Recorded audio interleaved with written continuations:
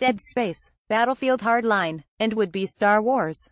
These were all titles the EAowned studio Visceral Games brought to life underneath their publisher, who has continued its trend of shuttering talent it brings under its wing. Dead Space set a new bar for horror games with its atmosphere and sound design, tight narrative and attention to gameplay principles.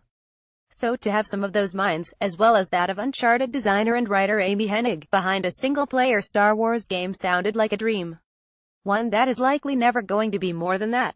Visceral Games is closing its doors, announced EA this evening. The publisher offered a simultaneously vague and detailed explanation for the move, most of which rested on the progress of their Star Wars title. The game, which previously had a 2019 release date, was being angled as a single-player, narrative-focused adventure. An angle EA seemingly didn't take to, as it no longer allowed them to pump in post-launch content into it. If you don't believe it's that clear-cut, just take a look at some of the wording in the press release.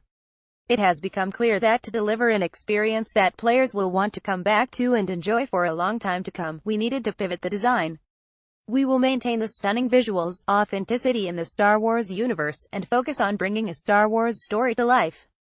Importantly, we are shifting the game to be a broader experience that allows for more variety and player agency, leaning into the capabilities of our Frostbite engine and reimagining central elements of the game to give players a Star Wars adventure of greater depth and breadth to explore.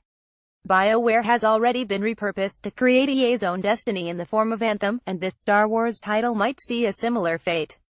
The game is for all intents and purposes cancelled, aiming to be reborn as something entirely new at EA Vancouver, supported by many other EA studios.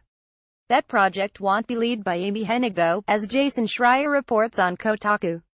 Hennig's place within EA is also being discussed, and it's unclear where she might land. Read NRG. Overwatch introduces the San Francisco Shock. EA is promising that most of Visceral's team will be absorbed into other EA studios, but it's not immediately clear if that means some might be out of jobs entirely. It's a difficult time in the land of single-player-focused AAA games. While fewer are releasing, those that do are seeing sales far below expected targets. While games as service are seeing massive support. Last updated October 17, 2017.